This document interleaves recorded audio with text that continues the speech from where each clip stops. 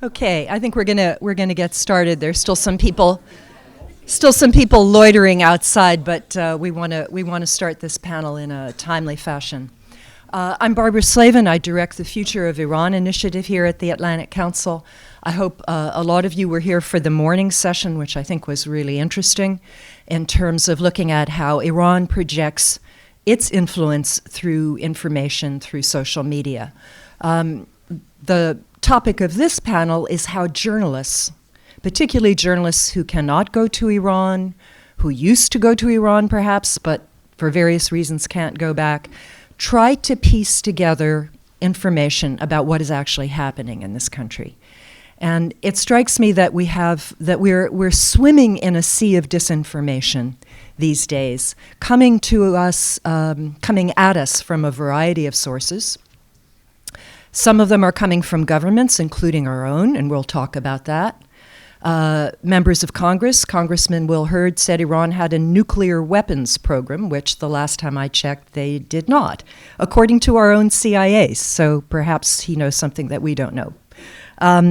We have information efforts, as I mentioned, by the U.S. government that sometimes are lacking in credibility.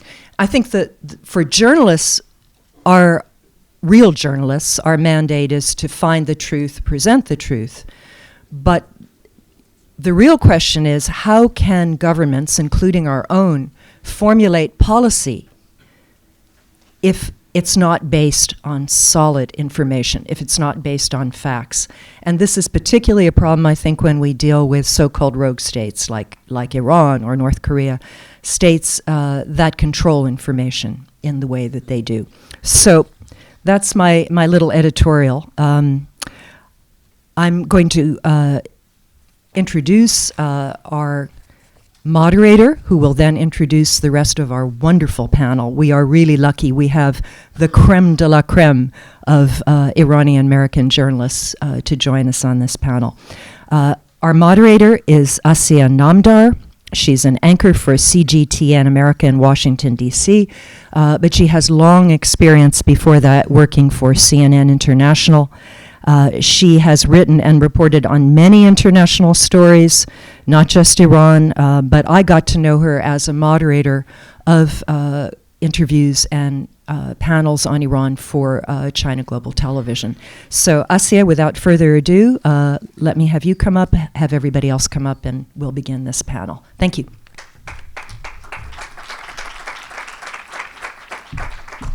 Thank you, Barbara, for that very generous introduction. I hate hearing anything about myself. It's never easy. Let me introduce our very distinguished panel. Really, these incredible journalists do not need introduction, but I will do a short little blurb on each one of them. We have Farnaz Fassihi, who's joining us via Skype. Is she going to be on the screen soon? Hopefully you'll get to see her. She's a writer and political journalist. Hi, Farnaz June. Can you hear me? Good. How are you? Thank you for having me. Nice to see you. So I can't think of anyone who knows and writes more about Iran. Probably her and Jason in front of me. And anytime I want to get information where I work, the first person I check with is tweets of Jason's and Farnaz. So glad you can both be here. So Farnaz writes about Iran for the New York Times. Previously, she was a senior writer for the Wall Street Journal for 17 years, based in the Middle East. She's done a number of things. You guys probably can read the bios on your journal, because I want to move this thing quickly so we can get to asking questions, so you all can ask questions as well. We have Nazila Fathi, who I've known for many years. She's an author and former Tehran correspondent for the New York Times. And she has done something a little bit different lately. She's written 2 children's books that we were talking about before we got here. One is called My Name is Siruz, and the other one is called Avicenna, the Father of Modern Medicine. We have my other friend here. I'm lucky all my friends are here. Jason Rezaian, global opinion writer for the Washington Post. You all know Jason because of his 544 days in Evin prison behind bars on ridiculous, bogus charges. And he's also written a book that I've read, My 544 Days in an Iranian Prison. If you have not read it, please do. It's a fascinating book about hope, resilience, courage, family, and love. And finally, we all know Barbara Slavin, Future of Iran Initiative, Atlantic Council. She is probably one of our favorite guests on the program that I broadcast down the street. And she's one of my favorite people. She's a director of Future of Iran Initiative, as I mentioned, at the Atlantic Council, adjunct professor at George Washington University's Elliott School of International Affairs. And I think for all our panelists here, I'm the only one who has not written a book. Every single one of these incredible panelists has written a book. So let me welcome you all so we can get started and get to the point of what we want to talk about.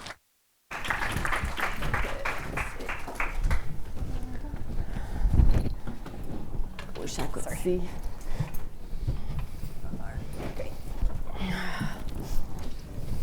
Oh, it's great. We can see Farnaz. Oh, yeah, she's right there. She's right there. All right. Good. Hello. Farnaz, you can hear me, right? Yes, I can. Hello, my friends. Hello to you. Let me begin with you and the piece that you wrote in the New York Times recently with the basically chronicling the events that happened with the crash of that Ukrainian jetliner that left 176 people dead following its crash. Can you walk us through how you got your information? It was so remarkable and detailed. I want to know how that happens and what the process is for you to get that published and how long it took. I think for every Iranian, no matter where they were, the shooting down of the passenger plane, Ukrainian airline, was very traumatic. It was a collective trauma, like one that I don't remember for a very long time, because all of us could see ourselves, our family members, our loved ones in those passengers, basically innocent people who boarded a plane to go home and were shot down. It was a tragedy. And as I was following the story on a daily news basis and trying to piece it together, and the story kept revealing itself from with a technical error to 3 days later, the government or the Revolutionary Guards admitting that they had shot down the plane. For me, the question was, how could this happen? Who knew what? When did they know it? Basically, the questions, the basic questions of journalism: who, when, what, where, who knew, what were the decision makers, and how did that happen? And I began by first very meticulously documenting every comment from officials, transcribing every comment, every interview, every press conference by Revolutionary Guards commanders in the parliament, writing down all the comments from officials to see the trajectory of how they had addressed this. And then I reached out to my sources. I think when Barbara was doing the introduction, she mentioned how challenging it is for us to really try to figure out what's happening in Iran and try to document it. I think for reporters working from afar, the only way that can be done is if you've actually worked in Iran, if you have many years of following this story, if you speak Farsi, and if you've built up sources. I would have never been able to do this piece if I had not covered Iran for 25 years and had a wide network of sources from the military, from the guards, from the government, analysts, opposition, who were willing to share information with me. So that's how it happened. And then as I was in the process of trying to put this together, we thought the best way to address this best way to present this to readers was to just do a simple diary form, day by day, of laying out what officials had said and what our sources had said next to one another, and do a reconstruction of what we called was anatomy of a lie.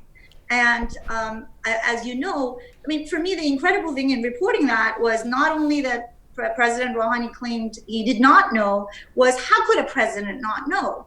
And if the president of a country is kept in the dark about something as enormous as shooting down a civilian plane and killing 179 people, what kind of a legitimacy does this president have? What kind of a legitimacy does this government have? And who really is in control of Iran? And this was the idea behind the piece in trying to really show that the guards control Iran, and if President Rouhani and his government did not know, that doesn't exonerate them from this crime. That actually puts in question what kind of power they have, and whether they can really be viewed as people that the international community can deal with. I have a question for all of you, actually, but let me begin with Jason, and then you guys, I would love for you to get your feedback as well. How do we gauge real, factual information versus garbage and disinformation? How do you dissect it? Well, how do you know what's true and what's not? I think that's a great question, and one that Farnaz's reporting shows is still possible. And those of us who worked in Iran know that you always have to parse what the official line on any issue is with your lived experience. So for those of us who continue to write about it from afar, we have to maintain those kinds of contacts that Farnaz alluded to. Unfortunately, given my experience in Iran, there are not a lot of Iranian officials ready to take my calls. You don't want to take their calls anyway. No. For the record, I haven't tried to call any of them directly. But I do have a lot of sources that are people that I trust that work in a variety of different industries, journalists who continue to work even though the space around journalism is closing quickly and dramatically. And now in my capacity as an opinion writer, I'm no longer reporting as a news correspondent, right? And I think it's an important point to make. That being said, because it's my name on it, I go through extra hoops and extra layers of verification before I'm willing to put anything in print. So there's some stories that I've sat on for a very long time and not even published because I just wasn't sure, I couldn't be sure if all of my reporting was 100% accurate. And of course, social media has changed the dynamic so much. Twitter, Facebook, Instagram. And Nazila, you talk about your experience and really, how do you dissect fact from fiction? Well, I mean, Farnaz put it very well, and Jason said everything else. So I really don't know what to add, but the fact that we have two reporters who speak Persian, who know the country, and they are going through everything that is coming out and basically sifting through information and disinformation to find out which one is which. I think that shows how important it is for those who speak the language, those who know the history, those who know people on the ground to do this job. As Iranians, and speaking on the 41st anniversary of the revolution, I think this rings even more true because we had a revolution that was very much built upon disinformation and lies. Part of it was the lies that was spread against the Shah, the facts that were exaggerated to infuriate people, to fuel the dissent, and then the lies that the leaders told people. I mean, every time at this time, people are putting out Khomeini's video right after he came to Iran and promised to give free utilities to people. Those were all lies. So Iranian people have already gone through a catastrophic change that was based on lies, and we are living in the age of disinformation. It's not just something that is relevant to Iran, it's happening everywhere in the world. It's very relevant to our lives here in the United States. So it is much more important now for people like Farnaz and Jason to go through everything, to separate fact from fiction, and just to make reasonable conclusions, because the danger now is that the voice of reason is completely drowned. And that brings me to my next point, Barbara. It's not just ordinary Iranians or ordinary Americans or ordinary people with disinformation. We have members of Congress, we have politicians in this country, we have world leaders and prime ministers who sometimes are not the most truthful. We had a Republican congressman sit here and tell us Iran has a nuclear program. So a nuclear weapons a program. nuclear weapons program. So talk a little bit about that. You know, when I think about Iran, I've been fortunate that I was able to go there, but my trips there were of short duration. I relied a lot on people like Nazila, who I got to meet there, to give me a sense of the country. I feel lucky that I had enough of a sense that it gives me a certain way to apply the smell test to some reports that are coming out of Iran that I can tell are hyped or are exaggerated in some way or another. But I think of a comment made by someone I knew who went to North Korea, who said, all of us, all we have is snapshots. Nobody has the movie. Mm-hmm. So, we each have our own lens and the way in which we see and interpret things, depending on the people we know and our own experiences dealing with this very fascinating and complicated country. That said, we have been in a true information war between the Trump administration and Iran for the last 3 years, with the Trump administration taking an extremely hawkish and bellicose line toward Iran even before it quit the nuclear deal, and with our own government pumping out propaganda in support of its policy and also funding groups that have spent most of their time using their taxpayer dollars to attack other members of the diaspora rather than projecting a positive or factual message. So I think all we can do is try to sift through it, use the instincts that we've all developed in decades in this profession. If something doesn't ring true, if it sounds like somebody has an agenda behind it maybe, think twice, take a deep breath before you retweet it. Call people you trust. Follow the people you trust. Read Farnaz, read Jason, and then come to a logical conclusion about it. I don't think it's impossible, and I think long experience helps. One of the pieces I wrote for the Atlantic Council recently was about Iranian protests. You know how every time there's a protest in Iran, some people in this town say, the sky is falling, the Iranian government is going to fall tomorrow. This is the end. This is it. Regime change is coming. Just, and the son of the Shah is, ready to fly back in and reinstall himself. I wrote a piece about the history of protests in Iran, drawing on a piece that you did for us, Nazila, a year ago when we had a day-long thing on the 40th anniversary of the Iranian Revolution.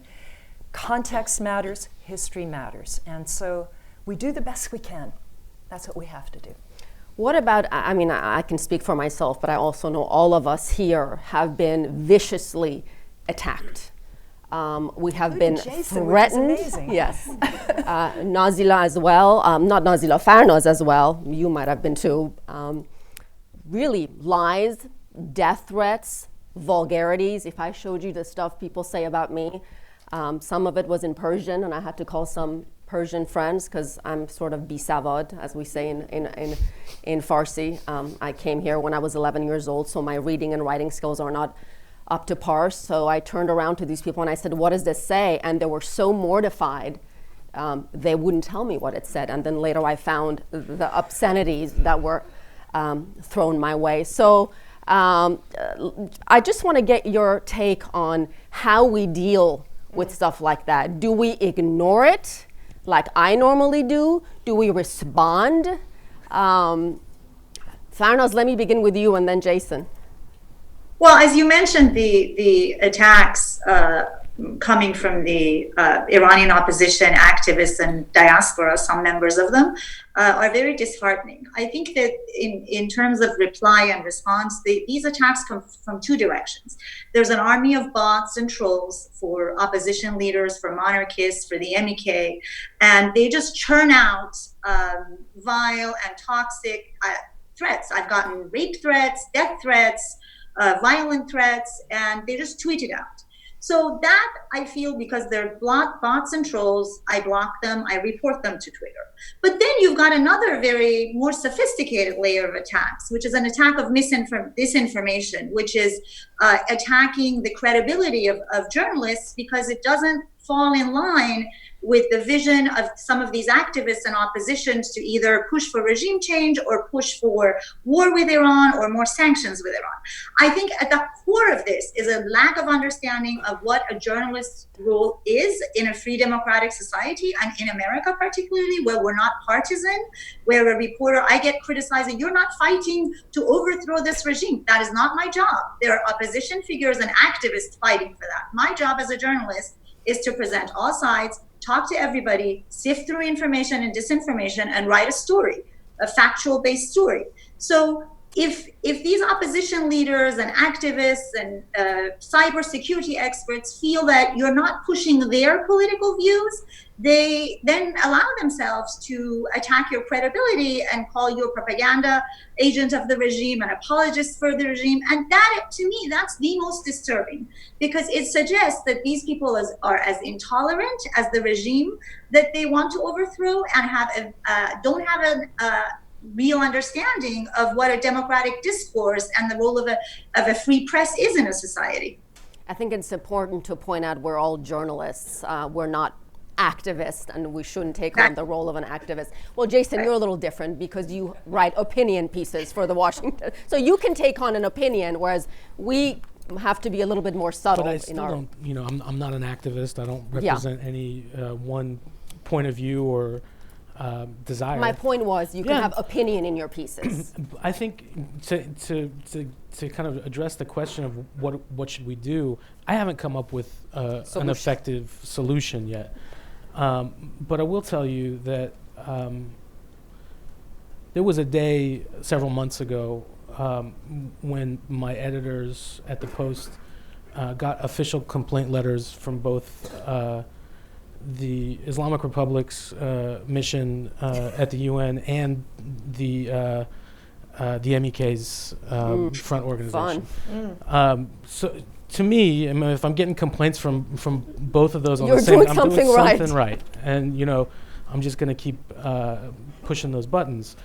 As far as the attacks that I get, if somebody wants to call me an apologist or a propagandist or an agent, or agent of America or whatever, do you respond? I don't usually respond because I have a massive platform, and I believe deeply in our First Amendment rights. When it becomes libelous, though, when it's when somebody says I'm a paid agent of the Islamic Republic, or I was a CIA spy, or these kinds of things, I report it, and I'll tell you. And I want to say this publicly. I mean, Twitter, literally, dozens of libelous tweets I've reported. Not once has it ever been accepted. On the other hand, Instagram, where a lot of Iranians take part, tens of millions of Iranians are active on Instagram. I don't know if this got discussed earlier, but there was a 30-part television episode supposedly based on me and my crimes against the Islamic Republic that aired over the summer. When that happened, there was a strong and concerted social media campaign against me, specifically on Instagram, and I got hundreds of death threats, and reported, literally hundreds of Instagram accounts. I still, every couple of days, get a notification from Instagram saying, we shut this account down for violating our policies. But I had to raise that through the Washington Post to a very high level within Because I've Instagram. done that, and Nothing it hasn't happens. worked for me. Yeah. Nazila. Well, it is amazing that somebody who has been in prison in the Islamic Republic is facing probably worse threats here in the United States. And, I don't know what is the solution, and I am not in a position to find a solution to that. But I know that what's happening is exactly the same policy that the Islamic Republic has used, but worse. But worse in the sense that these people are just out there with thuggish behavior, with baseless accusations, and they want to intimidate reporters. And I think the only way is just to ignore them and let them know that nobody's going to respond to them. I know it's annoying. To get death threats is definitely not something that you can ignore. But if they know that somebody is responding to them, or if if they feel that their threats are having an impact, they'll just become more vulgar. Barbara was recently on a program that I hosted on my network, and one of the guests very angrily, and keep this in mind, this is live television, didn't like whatever we said and took off his mic and said some very, very, keep in mind, live TV, ugly words. He cursed, and then he came after Barbara on live TV, and my role as a he came after me for being too critical of the Iranian government. I just want that put you all out had there. to see it, so I'm jumping in, trying to calm tensions, and I basically tell this guy, you're being disrespectful, and he's like, well, I'm going to walk off your studio. I said, okay, well, you can, but if you stay, I'll come back to you. He ended up staying, and he did apologize, but it certainly made for a lively discussion, and poor Barbara was the victim of the day. So you also get it, Barbara. Yeah, I get it. I get it from a lot of sides. I had one person call me Ayatollah Barbie, which I think is still my favorite. Possibly because I bear no resemblance to a Barbie doll. But no, they try to intimidate you. They try, the thing is though that we have a position. I mean, one of the things I'm so annoyed about these efforts to keep Javad Zarif from coming here, I think this was raised in an earlier panel. Whenever I've had an opportunity to speak to Javad Zarif in a journalistic capacity, I've asked him really tough questions. I go after him every time about hostage taking. I go after him every time about Iran's refusal to recognize Israel's right to exist. We had a session with him, I think it's the last time he got a visa before the UN General Assembly, where he talked about Iran's vision for the region and all the countries in the region should come together. And when he lists the countries in the region, of course, he leaves out Israel, which means the whole thing is a non-starter, particularly from an American point of view. So to deny us access to the few officials we can get a hold of is to deny us an ability to present our critiques and to give them a true sense, unfiltered by everything else, of how Americans are feeling about Iranian policy. And I think that would be a terrific loss if he continues to face difficulties, say, in coming to the United States. At the same time, we have to be aware of how Iran manipulates what we do. And I had an example. I gave a talk at Princeton yesterday, and in the audience was Mr. Wong, who recently got the last American hostage freed. And he said that while he was in Evin prison, IRIB, the Iranian broadcaster, he said he would often see me on IRIB, and I can only imagine what little snippets from our Atlantic Council events or other appearances I've made that they've cut out that would work and for their pasted benefit. that works for their benefits. So, this is, again, the atmosphere that we're living in, and so we have to be very cognizant of what we say, what we write, and how it can be used and misused by all sides. How much of a problem is it, the fact that, when we talk about Iran and we keep talking about the opposition, but there's really no clear opposition in Iran. There's no clear opposition leader in Iran. When you think about the future with this U.S. administration, and Nazila, I'd like to begin with you, where do you see the relationship between the U.S. and Iran going? What needs to happen? And is the current Trump administration strategy effective with the sanctions, with the maximum pressure campaign? And you know the rest. Well, at the moment, I think we are at a deadlock unless there are some kind of behind-the-scene negotiations going on that we are unaware of. But I think almost all of us argued that sanctions, economic embargoes, are not going to help change the behavior of the Iranian regime, that sanctions are going to put pressure on ordinary Iranians. And if Iranians become hungrier and poorer, they will not even have the energy to come out and protest against the regime. But one thing that we know as a fact, especially for those of us who covered Iran, Farnaz and I covered a lot of protests, sometimes like months and months we would go to protests almost every week. Protest is part of Iranian political landscape. When there are street protests, they don't mean that there's going to be a revolution or the Iranian regime is on the verge of collapse. It's become a way for people to communicate with the regime. And the regime usually responds with brutality. It's not that they embrace these kinds of behaviors. But we've seen over the years, these protests, I think we can say they definitely started after the election of President Khatami in 1997, and they have occurred regularly.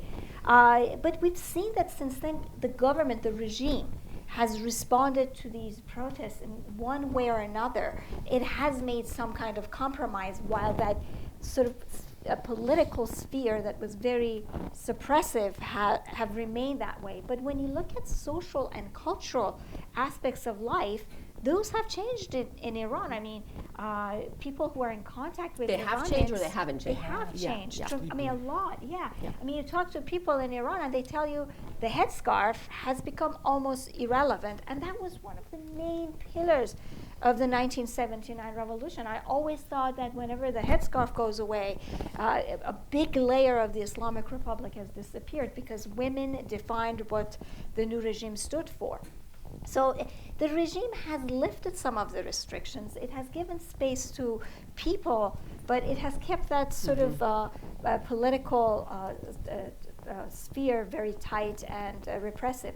But none of these protests, even the ones in November, none of them mean regime change in Iran.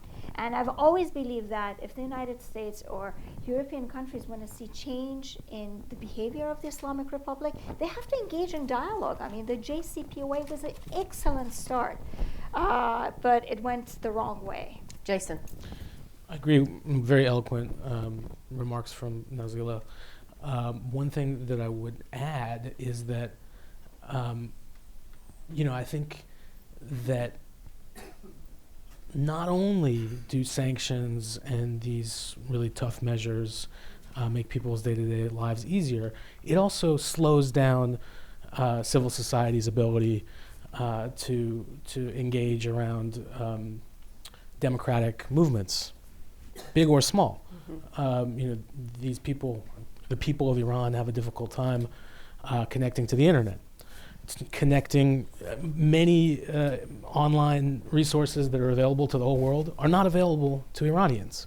Ways that they could organize, social media. So we have to take that into consideration.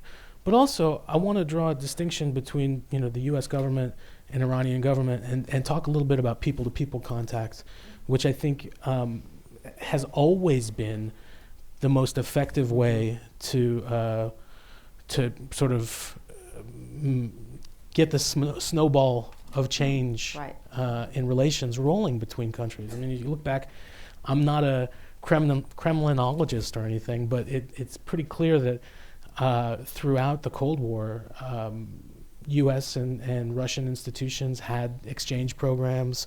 They had embassies open in each other's capitals. And I defy you to explain to me how the Islamic Republic poses a bigger threat to our way of life than the Soviet Union did at the height of the Cold War. That's right. Farnaz, and then I want to go to Barbara, and then I think we have time to open for questions. Yes. Go ahead, Farnaz. What was the question, Asieh? Basically, the future of U.S.-Iran relations and the current strategy by the Trump administration. Maximum pressure, sanctions. Is it effective? Well, I think there's not a clear definition of what the ultimate goal of the U.S. administration is from maximum pressure. They say that they want to bring Iran to the negotiating table in order to have a bigger, better deal. On one hand, they've laid out a number of conditions for Iran to change its behavior, to cut its missiles program, its influence in the region. And if you take those all collectively together, then Islamic Republic will not be the Islamic Republic anymore. It will be another regime. So what is the end goal here? I think if the goal is to hurt the Islamic Republic financially, that goal has been achieved. The sanctions have been very effective in creating a budget deficit for the Islamic Republic. They have slashed oil sales revenues by almost 70-80%. Iran's gone from selling more than 1 million barrels to about 300,000, 200,000 a day, and through very complicated sanctions evading measures, it can't access its revenues. But yes, the people are hurting. Yes, it's having an effect on the population. They can't get medicine. They can't get goods, inflation and all of that. But if the goal of the administration was to hurt the regime financially, I think that the sanctions have been effective in achieving that. Now, is that going to translate into bringing the Islamic Republic to the negotiating table? We haven't seen that. In fact, we've seen that in Iran, they have sort of matched the US's position on maximum pressure with a maximum pressure campaign of their own. Iran has taken a lot of provocative measures in the past year in response to the Trump administration. It has shot down a drone, it has seized British tankers, it's enabled its Shia militia proxies in the region to attack the US bases, and then it all came to a head with the assassination of General Soleimani and the attacks on the US base in Al-Assad. So if anything, these policies on both sides, taking a more maximum pressure, have led to more escalation, to more confrontation. Dialogue seems even further away now than it did a year ago. Barbara, is dialogue even remotely possible? You know, it seems as though Donald Trump has lost interest in Iran, and he's moved on to other things. I think the U.S. policy toward Iran has been very, very much determined by domestic political considerations from the beginning. Quitting the JCPOA was a promise that Donald Trump made during the campaign. He stayed in the deal very grudgingly. When his advisors kept telling him it's in U.S. interest to stay in the deal, he fired those advisors and got new ones who told him that it was in U.S. interest to quit. It's hard to see. I try to remain hopeful. I think one area where the U.S. and Iran can still talk to each other is on prisoner swaps. We saw that Mr. Wong from Princeton was let go, and I know that there are other efforts underway to get other people released, which would be a good confidence-building measure. But if the U.S. really wants new negotiations, it should take the sanctions off Zarif. It should take the sanctions off the head of the Iranian Atomic Energy Organization, which were just put on. These were the two chief negotiators for Iran, Ali Salehi, for the JCPOA. So who are you going to talk to? You know, is it going to be like MEK? Is it going to be like our deal of the century, which was negotiated between Israel and the United States?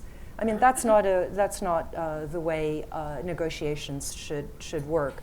So I think Donald Trump is totally focused on re-election, and I think that from the point of view of the people who support him, rapprochement with Iran is, how should we say, not exactly on his radar. Not exactly a high priority.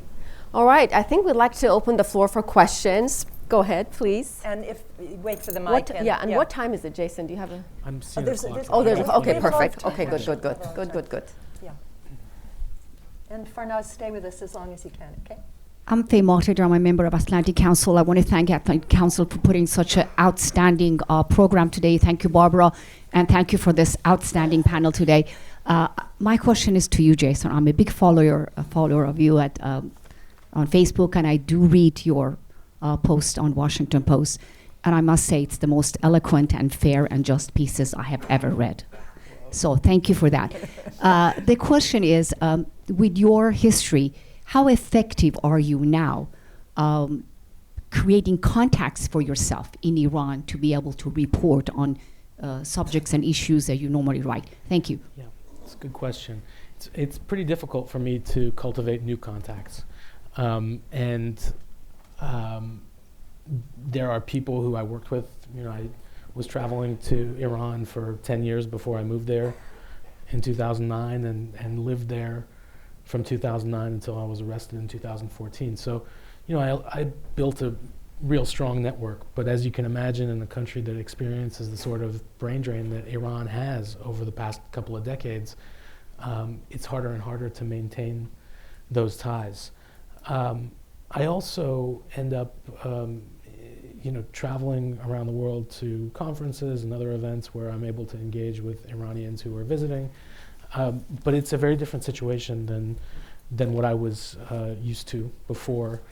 And, you know, as much as personally I don't want to have a lot of contact with the people who were responsible for holding me for a year and a half, I realized that it makes my work more difficult. And, in a way, part of what I was doing in all the years that I was working there, especially when I became the Post correspondent, I was trying to really transmit the lived experience of Iran to American readers.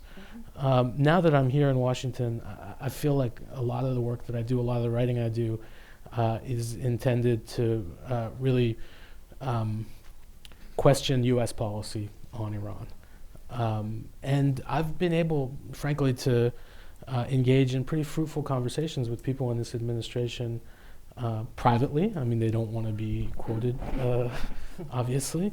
But, on that score, I think I'm pretty effective. Questions? Wait for the microphone, please. Okay.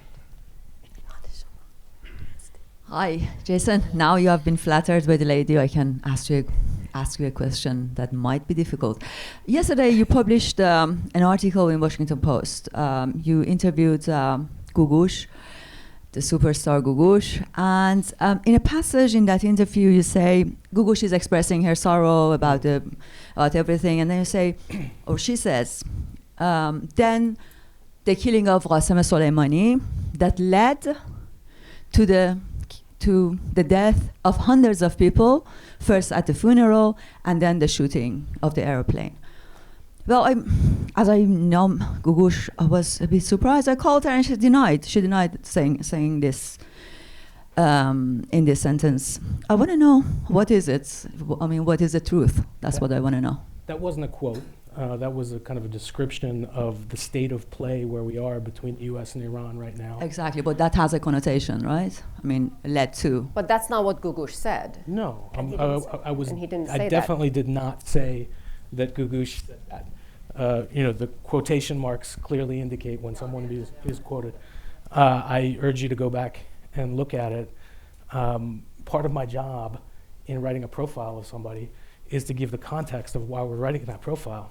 And I think if you go back and read it, it's quite accurate timeline in 3 sentences of what happened over the last several weeks that led to the current situation. But I would never say that Gugush had said that because she didn't. No, but that has a connotation. Okay. The death of Soleimani led to. I think Jason made his point. Okay, next question, please. Oh, Hale, I'm sorry, I didn't see you. It's dark, we don't see you. This is a question to Farnaz, Jason, Nazila, all of you even, and Barbara. You are in touch somehow, indirectly, with relatives, friends, whatever, in Iran. Is your sense that they have given up for change, that there will be a rapprochement with the US or change, and they just are getting on with their lives? At least this is the sense I get. So I just want Farnaz, go ahead and answer the question. Farnaz, let's Well, start the with question is whether people have given up on change. Yes. I don't think they have. I think that, in fact, it's quite the opposite. We've seen as these protests keep percolating and erupting across Iran, we've seen the population's demand get more extreme. 2 years, maybe 10 years ago, during the Green Movement, people were coming out asking for reform, asking to reinstate a candidate within the regime, Hossein Mousavi. Now we see when the protesters come out, when people come out, that they target the entire establishment. They say that we don't want an Islamic Republic. We don't want this regime that would beyond and above reformers and conservatives. So we've seen that people's demands for change become a lot more fundamental as time goes on, as those grievances are not addressed, as those grievances are oppressed, and as people are arrested and killed for demanding change, then their demands have become more and more extreme. So I don't think that the hope and the desire for change at all has been crushed in Iran. I think we've seen it, in fact, keep gaining momentum and spreading. Whether that's going to lead to change is another question, because as my co-panelists pointed out, we don't have a viable opposition leader that can bring all these different groups with their varying agendas under one umbrella. That these protests tend to happen in different pockets with different demands, and they don't seem to come together. We've got students protesting in university campuses after the crash. We had lower income and working class people protesting in November.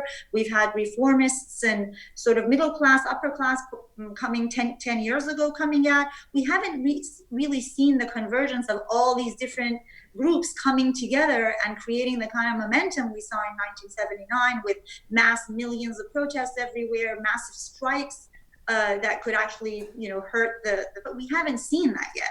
But I do think that the desire for change is very real. Nazila and then Jason.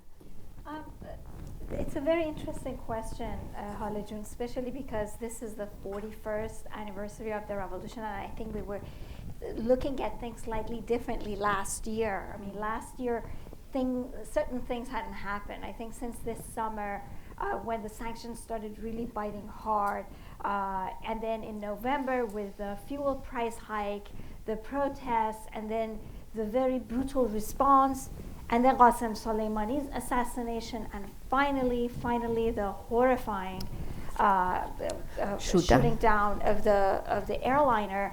I think things have reached a point that the Islamic Republic has to make some serious compromises. I think the plane crash was like the September 11th for Iranians, whether you lived in Iran or you were outside Iran, because it was something that people related to. I mean, people travel there. They have loved ones who are on these planes all the time. And the response was very loud and clear. The reason that the regime lied was because it was very much afraid of that response. So I think the Islamic Republic has reached a point that it has to make a compromise.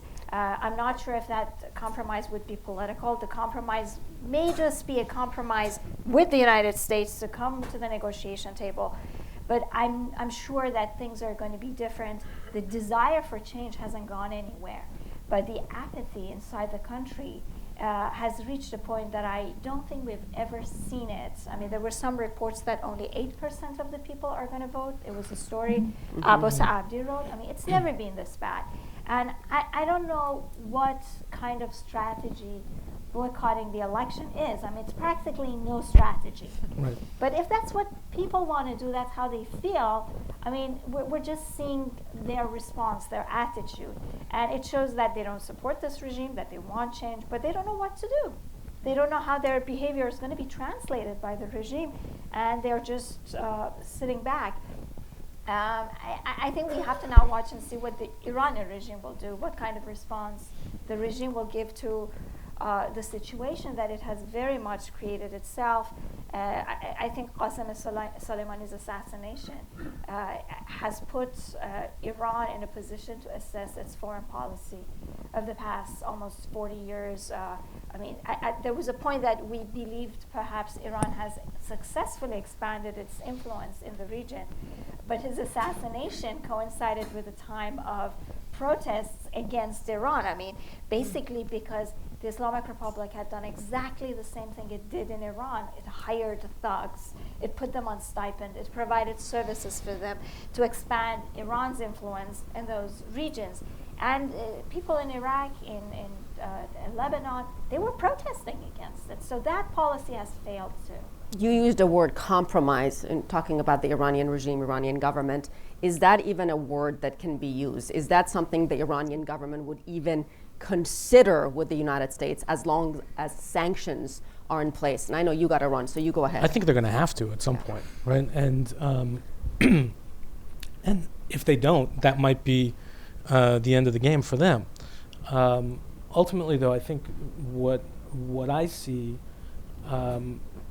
the desire for change is obviously clear and very pronounced. It has been for a very long time. You haven't been in Iran for a few years, but it was pronounced at that time as well.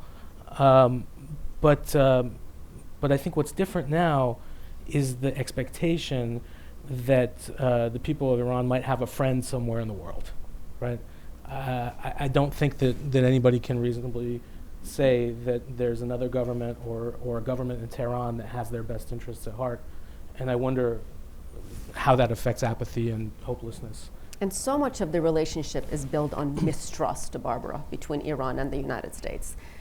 Lack of hope or, for the future, economic conditions, sanctions. And, U.S. intervention in the past doesn't exactly have a good track record. I think the coming parliamentary elections, as Nazila pointed out, will be very interesting because I would imagine it will be the lowest turnout we've ever seen. And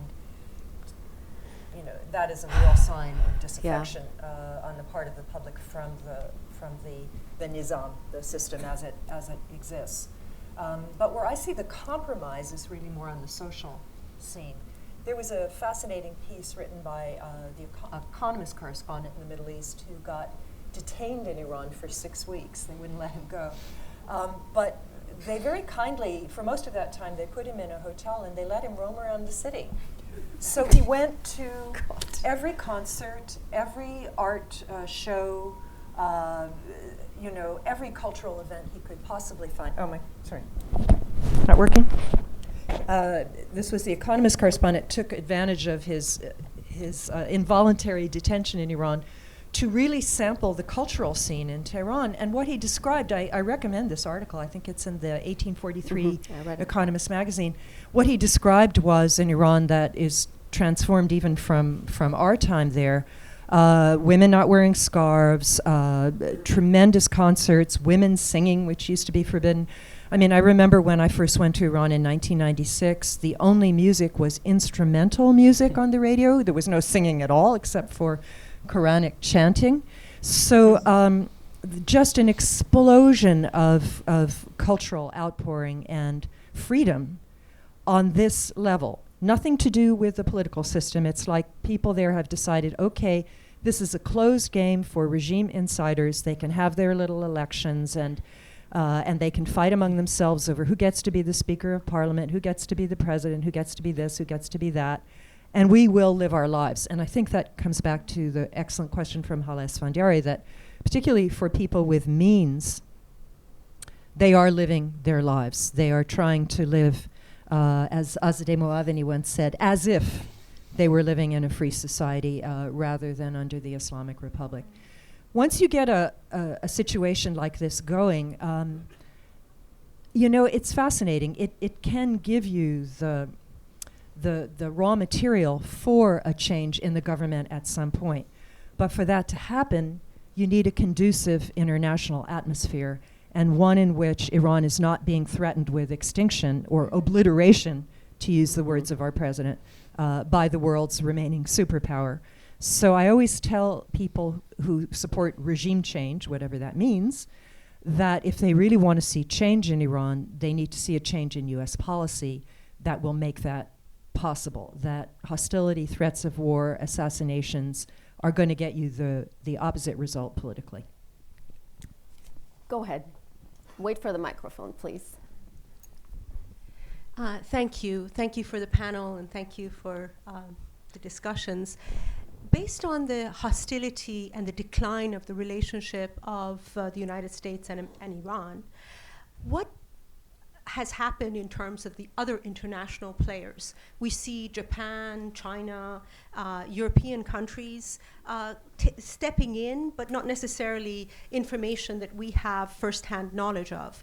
But what is happening behind the scenes with other countries, especially Europe and China and Japan? Farnaz, would you like to answer that question?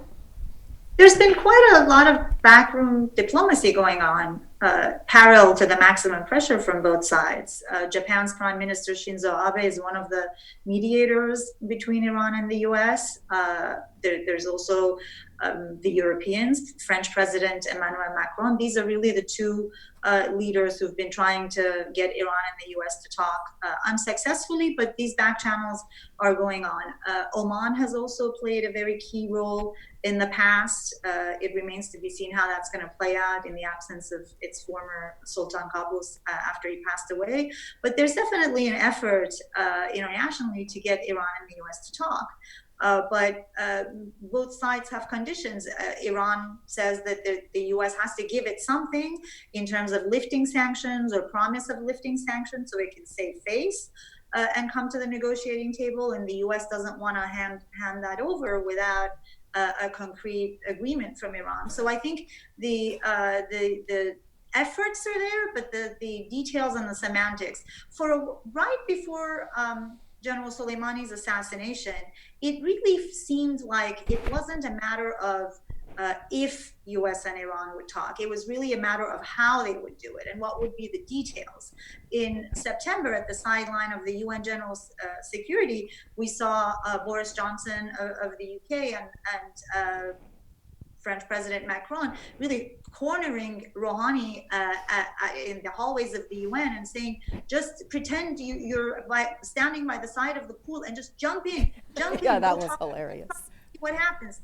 There's a video of that. So that sort of effort is going on, but where will it lead? And also a big question now is whether Iran's Supreme Leader, Ayatollah Khamenei, will allow a direct US-Iran contact because of Soleimani's assassination. I think that this assassination really casts a shadow on whether this meeting can happen in the Trump administration. Oh, go ahead, and then Jason. Just two fingers. The Iranians, even before Qasem Soleimani was assassinated, said that they would only be willing to meet with the United States in a multilateral setting with the other P5 permanent members of the UN Security Council and Germany present. So, Donald Trump had hopes for some sort of photo op with Hassan Rouhani, and that clearly is not going to happen. Jason. I also think that there's some real fatigue on the part of Europeans in dealing with all of this, in both sides, right? But I think Iran sometimes likes to think that it has moral high ground in this whole thing, and I don't think that our European partners and allies agree with that. I think that they look at the JCPOA as a good deal that the U.S. should have stuck with, but it's not like Iran is the good guy in this whole equation. And I think, to bring up the case of hostages again, this used to be an American issue. Now it's an issue of global issue. Not just global. I mean, it's all of our Western allies that are affected by this. And I think Iran, the Islamic Republic of Iran, has had this sort of cake and eat it too mentality about doing business in the world. It wants to be respected and considered a major player because it's a vast country with a lot of resources in a very strategic part of the world. But it doesn't want to play by the international rules. You can't have both, right? And I think we're seeing that more and more. Questions? Go ahead, sir, right there in the middle. Thank you. I think that so you are criticizing the sanctions against Islamic Republic as a tool to pressure Islamic Republic to come to negotiations. And I assume that you are all... Who are you talking about? You? My question goes to all panelists. You are pro-JCPOA, and you think that JCPOA is a good deal. But JCPOA emerged and cultivated in sanctions, and sanctions utilized in Obama's administration to pressure Islamic Republic to come to negotiations. What would happen if you would be able to remove the sanctions and come to negotiation? Was there any JCPOA if you would remove the sanctions? I'm not sure I understand the question. I think I do. I mean, look, sanctions work when they, and if those of you who were here and heard Congressman Hurd, one point that he made that was very important was that we need our allies. So sanctions work when they're supported voluntarily by a large number of countries. That's what brought Iran to the table. This was the European Union stopped buying Iranian oil. The UN Security Council passed a number of resolutions against Iran. There was an international consensus, China, Russia, in support of those sanctions. And then there was a negotiating process in which there was give and take so that the US didn't get everything it wanted, Iran didn't get everything it wanted. What we have now is a very different situation. We have the US unilaterally imposing not only its own sanctions, but trying to force other countries not to trade with Iran or invest in Iran.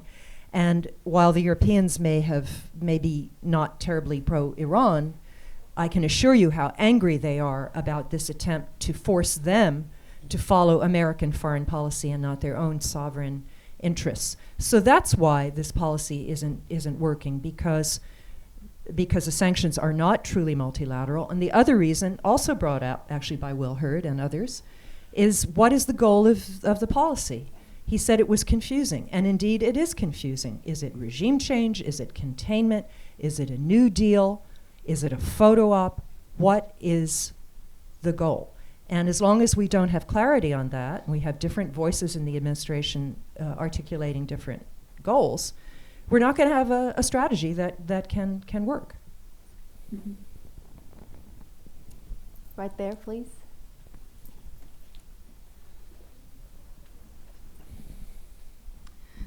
Thank you. I would like to come back to the issue of the attacks on journalists, because I think this is something that everyone is dealing with, and we didn't find a solution. I mean, we have talked about reporting people. I'm not talking about the bots I'm talking about the real people, including the MEK, because they're real people. Even if we don't like them, they're still real. Legal action, I know that this, has been also considered. As someone who is old enough to have seen the opposition before the revolution, I would say, you guys all talked about irrelevance, the fact that there is no one to bring everyone together.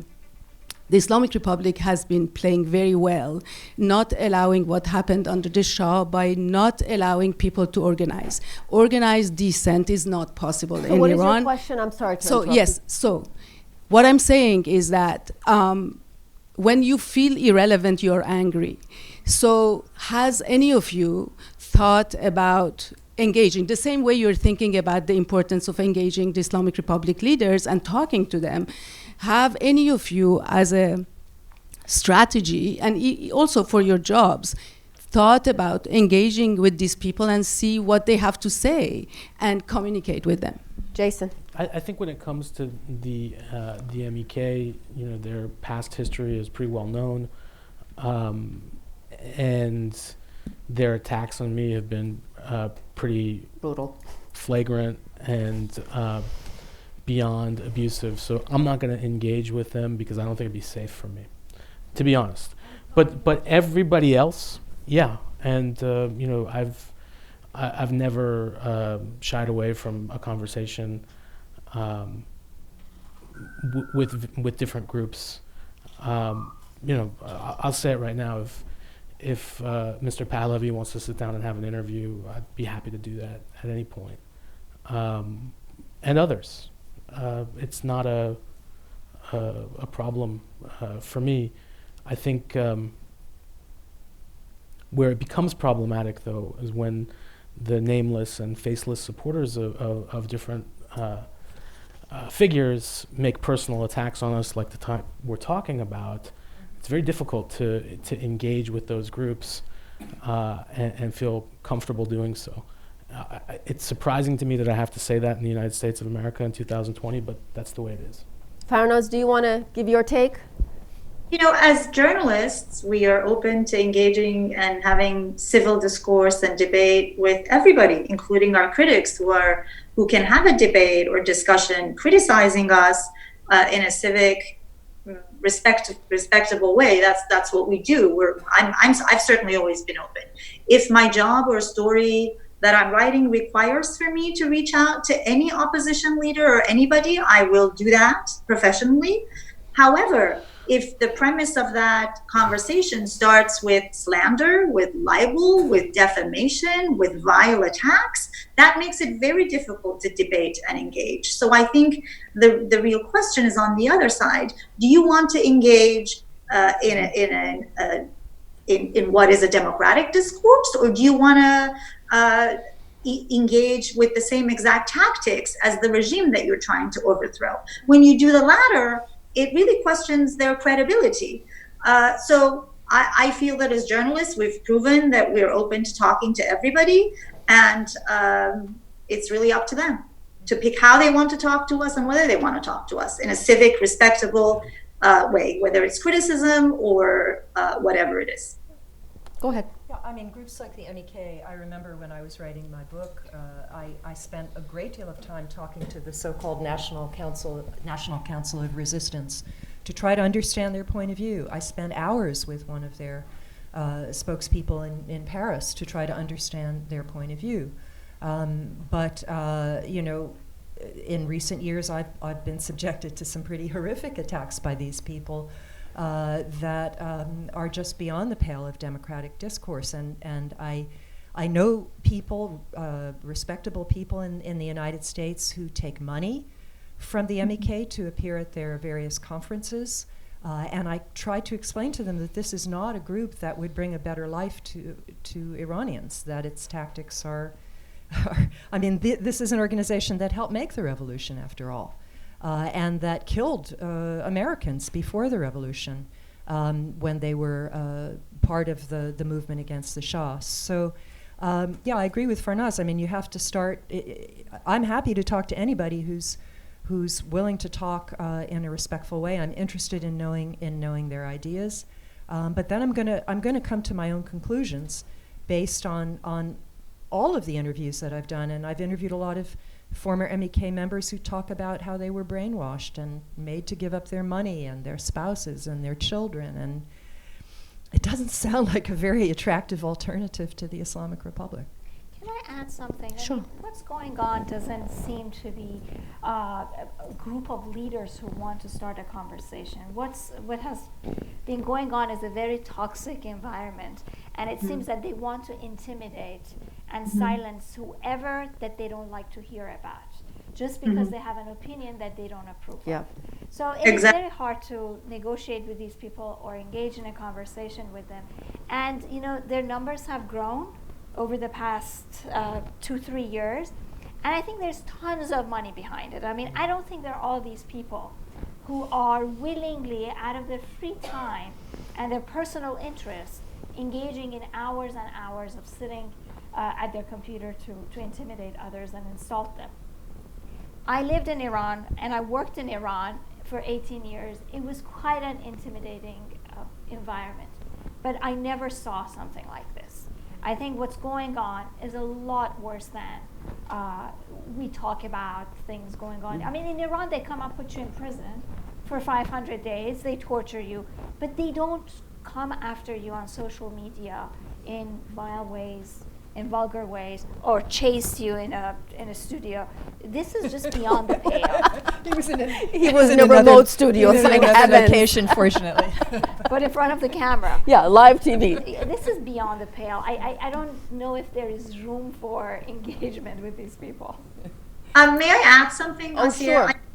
As Nazila mentioned, there's a lot of money behind this. There's also a lot of our taxpayer money through State Department programs, like a shameful program called Iran Disinfo, run by people who call themselves human rights activists in Washington. Actually their mission was to identify, target, attack, and harass anyone who doesn't fall in line behind their views of how regime change and war and sanctions should be made. State Department found out, the person behind it was reprimanded, and the program was defunded.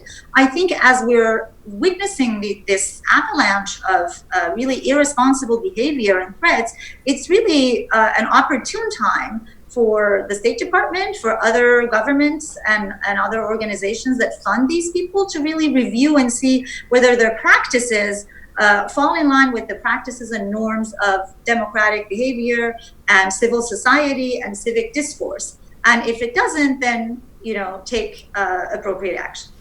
Well said. And I think our job is to shine light on that angle as well.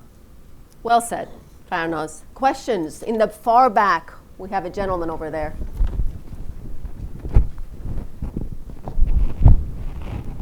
Thank you very much for the panel. I would like to ask about the role of the Iranian propaganda in influencing the left in the United States, especially given how they see the divide in our country between the left and the right, and they they usually tackle, the left in a way that portrays the Iranian government, like even during the Iranian Revolution, the Shah, they portrayed themselves as anti-imperialist, quote unquote, anti-leftist, and also they were, they had the support of the Communist Party in Iran in 1979, which helped, I believe, the rise of the Shah. The rise of the Khomeini, and so.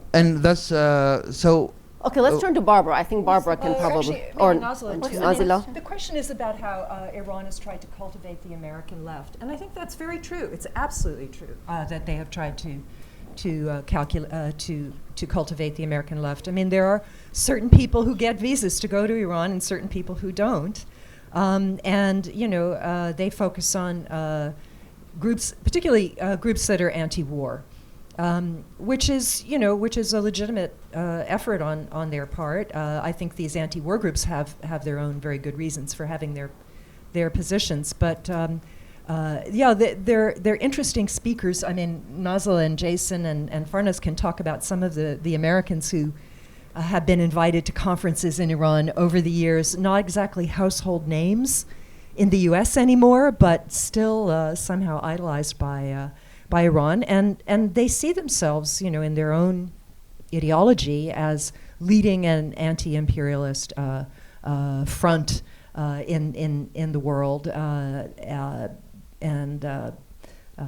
it's a genuinely believed point of view. So I know Jason has to leave, so you want to before. I was trying to think of the name. There's this old lefty. Oh dear, it's gone right out of my head. This old leftist. Iranian? No, Americans. Duke. What was his name? First name? Yeah. Medea Benjamin is there pretty regularly from Code Pink. Yeah. This is a philosopher. Wallenberg. No, it's an American philosopher, leftist. It'll come to me. Okay. Noam Chomsky, yes. I have heard more about Noam Chomsky in Tehran than I have ever heard in the United States. Well, so maybe you can explain the fascination. Yeah, no, I mean, I think that Iranian authorities and academia are always fascinated with American figures who go against the American grain. On the left, you have somebody like Noam Chomsky. On the right, or way over there, you got somebody like David Duke. That was on So I think anybody who kind of falls outside the mainstream of America is sort of welcome in Tehran.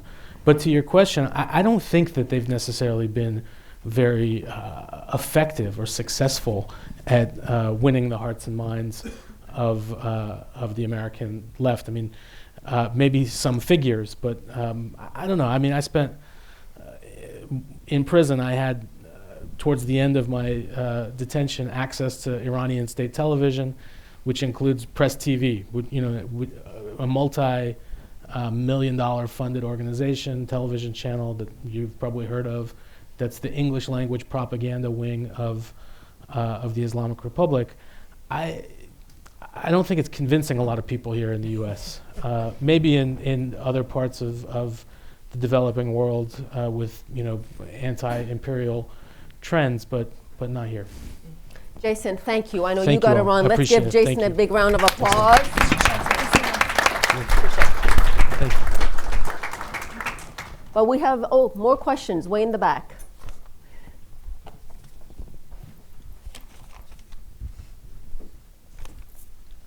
Thank you very much. My name is Majid Fani. I'm Iranian American. And I have a challenging question with regard to the regime change. Who is your question for, sir? I have different points. First, let's start about Farnaz, who said about Iranian president who was kept in dark about the downing of that airplane. What's your question? My question is, let's just put ourselves in the shoes of others. And if you say the Iranian president was kept in dark about the downing of the airplane, well, just ask why the Iranian president now, American president, is not kept in the dark. He is just lying on a daily basis. So the challenging question is, we talk about regime change in Iran. And my question is, if we talk about regime change in the US, wouldn't it be faster to start a meaningful dialogue between mainstream Iranians and mainstream Americans? Just look at the history, the past 10, 20, 40 years. Start from Iran, 1953 coup of CIA, American government against Iranians. Then go back to all the invasions, Korea, Vietnam, Libya, Afghanistan, Iraq, Syria, all of them. Did Iran invaded any country or any neighboring country? Okay. So if you ask from the shoes of others, you will see if we have some sort of I think what's happening here, you're making a commentary and we're short No, on I'm time. If you could just quickly ask your question, and I think it was directed to If you want Farnaz. regime change in Iran, we should start with regime change in the US to have a law-abiding government, not But sir, what to is the demolish the question? Security Council, which was approved by all the nations of the Okay, world. thank you. Let's move on. I'll take that because we get this quite a lot, sir. We have a very robust Washington bureau at the New York Times that covers every administration, including this one, very professionally and aggressively, and holds truth to power, and has revealed many things about this administration that you've read in the pages of the New York Times.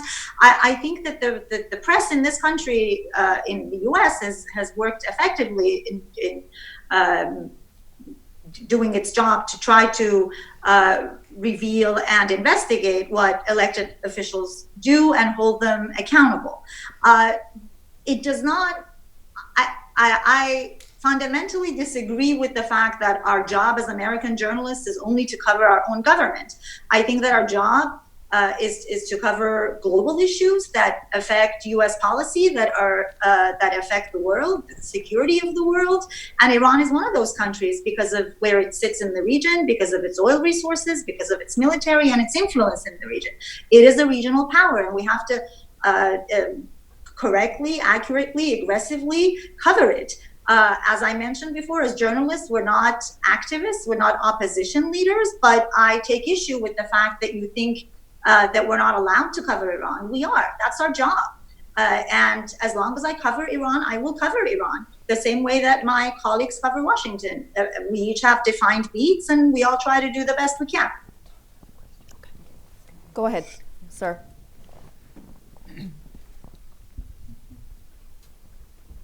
Yeah, thank you. This is a question for Farnaz. My name is Tom Warwick. I'm a non-resident senior fellow here.